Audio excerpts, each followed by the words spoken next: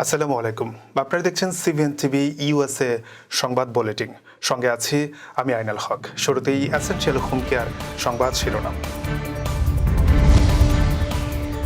বাইডেনের সাথে ডক্টর ইউনুসের বৈঠক, হাসি মুখে ছবি তুললেন পিটার হাসো। জাতিসংঘে যুদ্ধবন্ধের ওপর রাষ্ট্রপ্রধানদের গুরুত্বারোপ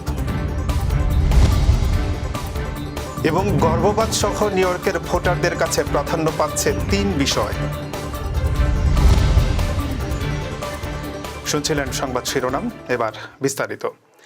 জাতিসংঘের ৭৯তম অধিবেশনে বাংলাদেশের অন্তর্বর্তী সরকারের প্রধান উপদেষ্টা ডক্টর মোহাম্মদ ইউনুস সহ বিশ্বের ১.৫ শতাধিক রাষ্ট্রপ্রধান যোগ দিয়েছেন। নিউ ইয়র্কে স্থানীয় সময় মঙ্গলবার ডক্টর মোহাম্মদ ইউনুস অধিবেশনে এলে তাকে স্বাগত জানান জাতিসংঘের মহাসচিব অ্যান্টোনিও গুতেরেস। অন্তর্বর্তী সরকারের প্রধান উপদেষ্টা অধ্যাপক ডক্টর মোহাম্মদ ইউনুস জাতিসংঘ সাধারণ পরিষদের অধিবেশনের ফাঁকে মার্কিন প্রেসিডেন্ট জো বাইডেনের সঙ্গে দ্বিপক্ষীয় বৈঠক করেছেন। এটি জাতিসংঘের সাধারণ অধিবেশনের ফাঁকে মার্কিন প্রেসিডেন্টের সাথে বাংলাদেশের কোনো সরকার প্রধানের প্রথম বৈঠক। সাধারণ অধিবেশনের ফাঁকে জাতিসংঘের সদর দপ্তরে কানাডার প্রধানমন্ত্রী জাস্টিন ট্রুডোর সঙ্গে বৈঠক করেন প্রধান উপদেষ্টা। সংক্ষিপ্ত বৈঠকে বাংলাদেশ কানাডা সম্পর্ক জোরদার, বাংলাদেশের প্রতিষ্ঠানগুলো গড়ে তোলা সহ বিভিন্ন বিষয়ে আলোচনা করেন তারা। এছাড়াও doctor Yunus Clinton global initiative অনুষ্ঠানে যোগ দিয়ে গণ অভ্যুত্থানের কথা তুলে ধরেছেন। এই সময় প্রধান উপদেষ্টা জুলাই বিপ্লব চলাকালীন এবং এর পরে বাংলাদেশি শিক্ষার্থীদের আঁকা দেয়াল চিত্রের ছবি সংবলিত একটি আর্ট বোর্ড বিল ক্লিন্টনকে উপহার দেন। একই দিন নিউ ইয়র্কের ম্যানহাটানের ফ্রেন্ডস অফ বাংলাদেশ আয়োজিত সংবর্ধনা সভায় অংশ নেন ডক্টর ইউনুস। সভা শেষে প্রধান উপদেষ্টার সঙ্গে ছবি তোলার হিড়িক পড়ে যায় উপস্থিত সুধী এবং প্রবাসী বাংলাদেশিদের মধ্যে। এ সময় লাইন ধরে তার সঙ্গে ছবি তুলতে দেখা যায় অনেককে, যার মধ্যে অন্যতম ছিলেন সাবেক মার্কিন রাষ্ট্রদূত পিটার হাস। ভাইরাল হওয়া একটি ভিডিওতে দেখা যায় বাংলাদেশের সাবেক মার্কিন রাষ্ট্রদূত করমর্দন করে ডক্টর ইউনুসকে আলিঙ্গন করে হাসি মুখে ছবি তুলেছেন। এদিকে অন্তর্বর্তী সরকারের প্রধান উপদেষ্টা নোবেল বিজয়ী অধ্যাপক ডক্টর মোহাম্মদ ইউনুসের জাতিসংঘ সাধারণ পরিষদের ৭৯তম অধিবেশনে যোগদান, ভাষণ প্রদান এবং মার্কিন প্রেসিডেন্ট সহ বিশ্ব নেতাদের সঙ্গে বৈঠক বাংলাদেশের জন্য সম্ভাবনার অনেক দ্বার খুলে দেবে মনে করছে বিশ্লেষকরা।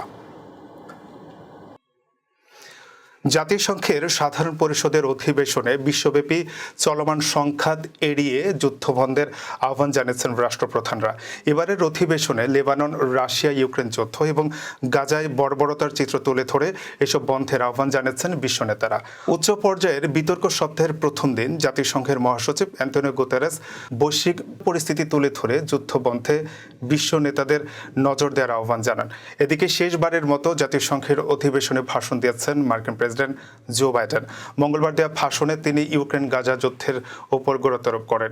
এ সময় মার্কিন প্রেসিডেন্ট জো বাইডেন লেবাননে পূর্ণমাত্রা যুদ্ধের বিরুদ্ধে সতর্ক করে বলেন, গাজা যুদ্ধের অবসানের সময় এসেছে। ইসরায়েল ও হিজবুল্লাহদের মধ্যে ক্রমবর্ধমান সংঘাতে কোনো পক্ষের স্বার্থ লাভ হবে না। এসব সংঘাত কূটনৈতিকভাবে সমাধান করা এখনও সম্ভব। এছাড়াও গাজায় ইসরায়েল এবং হামাসের মধ্যে প্রায় ১ বছর ধরে চলা যুদ্ধের বিষয়ে বাইডেন দলগুলোকে একটি যুদ্ধবিরতি এবং বন্দি মুক্তি নিয়ে চুক্তির আহ্বান জানান। এ সময় তিনি ইউক্রেনের প্রতি তার দেশের সমর্থন পুনর্ব্যক্ত করেন। এদিকে গাজা উপত্যকা নিয়ে নিষ্ক্রিয় ভূমিকা পালনের জন্য পশ্চিমা ও জাতিসংঘের কড়া সমালোচনা করেছেন তুরস্কের প্রেসিডেন্ট রিসেপ তাইপ এরদোগান। একই সঙ্গে ইসরায়েলের বিরুদ্ধে ফিলিস্তিনিদের গাজা উপত্যকাকে শিশু ও নারীদের জন্য বিশ্বের সবচেয়ে বড় কবরস্থানে পরিণত করার অভিযোগ তোলেন তিনি। এছাড়াও এদিন জর্ডান ও কাতারের মতো মধ্যপ্রাচ্যের অন্যান্য দেশের সরকার ও রাষ্ট্রপ্রধানরা জাতিসংঘের সাধারণ পরিষদে গাজায় ইসরায়েলের অন্যায় যুদ্ধের বিরুদ্ধে কথা বলেছেন। মার্কিন প্রেসিডেন্ট নির্বাচনে নিউ ইয়র্কের ভোটারদের কাছে প্রাধান্য পাচ্ছে অর্থনীতি, গর্ভপাত ও অভিবাসনের মতো বিষয়গুলো। অভিবাসন এবং গর্ভপাতের মতো বিষয়গুলো নিয়ে রাজ্যের বাসিন্দারা বেশি নজর দিলেও কম গুরুত্ব পাচ্ছে না অর্থনৈতিক বিষয়।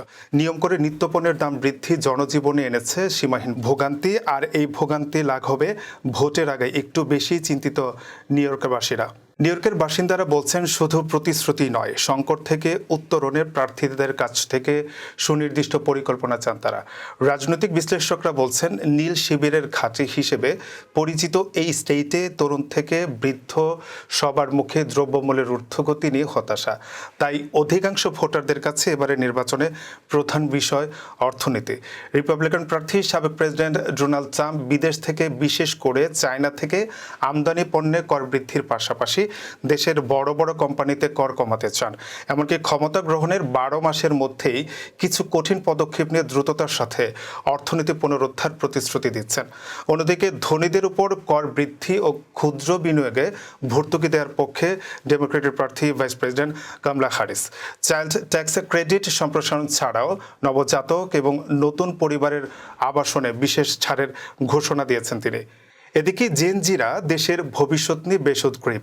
সেই সঙ্গে কোনো প্রার্থী তাদের আকাঙ্ক্ষা পূরণে অপেক্ষাকৃত সক্ষম এবং আগ্রহী তাকে বেছে নিতে তারা যথেষ্ট সচেতন রয়েছেন।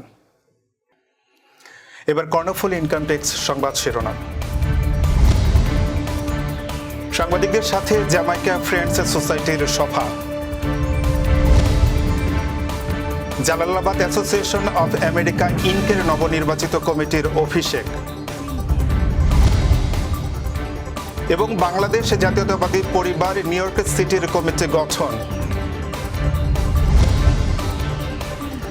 আবারও স্বাগত সিবিএন টিভি ইউএসএ সংবাদ বুলেটিনে। জ্যামাইকা ফ্রেন্ডস সোসাইটির উদ্যোগে সফল বাংলা উৎসবের পর সাংবাদিকদের সম্মানে এক সভার আয়োজন করা হয়েছে।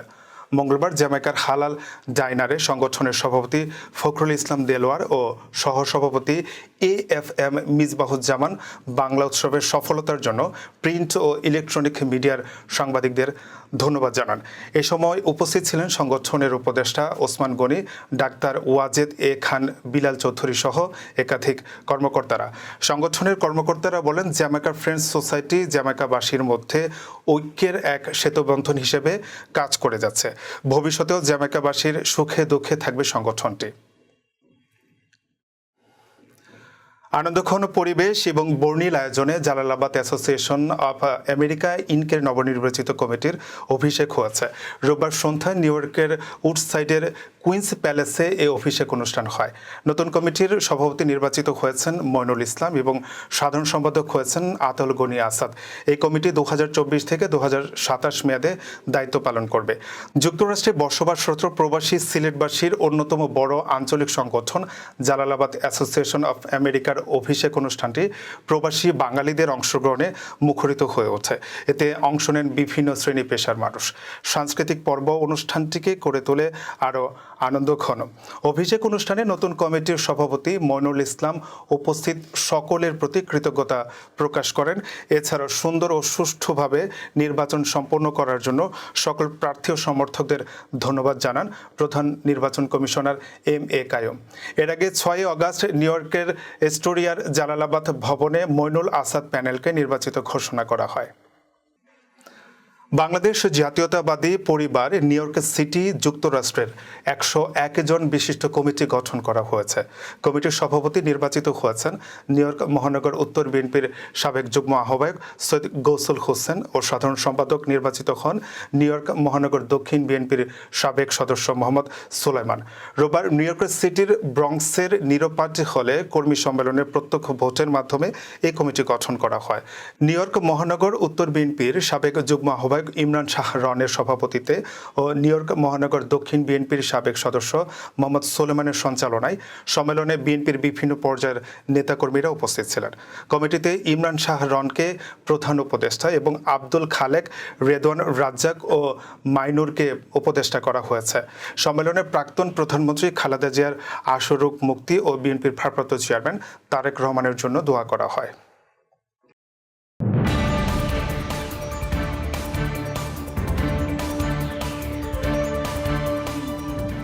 প্রতিদিনের উল্লেখযোগ্য ঘটনা কালক্রমে রূপ নেয় ইতিহাসে। চলুন এক নজরে দেখে নেওয়া যাক আজকের দিনে ঘটে যাওয়া উল্লেখযোগ্য কিছু ঘটনা। 1974 সালের আজকের এই দিনে জাতিসংঘের 29তম অধিবেশনে বাংলাদেশের প্রধানমন্ত্রী বঙ্গবন্ধু শেখ মুজিবুর রহমান বাংলায় ভাষণ দেন। 1493 সালের আজকের এই দিনে কলম্বাস 17টি জাহাজ নিয়ে দ্বিতীয়বারের মতো সমুদ্র যাত্রা করেন। আমেরিকায় প্রথম ছাপাখানা স্থাপিত হয় 1639 সালের আজকের এই দিনে। 1962 সালের আজকের এই দিনে চট্টগ্রামে দৈনিক আজাদীর প্রতিষ্ঠাতা আব্দুল খালেক ইঞ্জিনিয়ার মৃত্যুবরণ করেন। এই ছিল সিবিএন টিভি ইউএসএ সংবাদ বুলেটিনে। শেষ করছি। পরবর্তী বুলেটিন দেখার আমন্ত্রণ জানিয়ে এতক্ষণ সাথে থাকার জন্য ধন্যবাদ সবাইকে।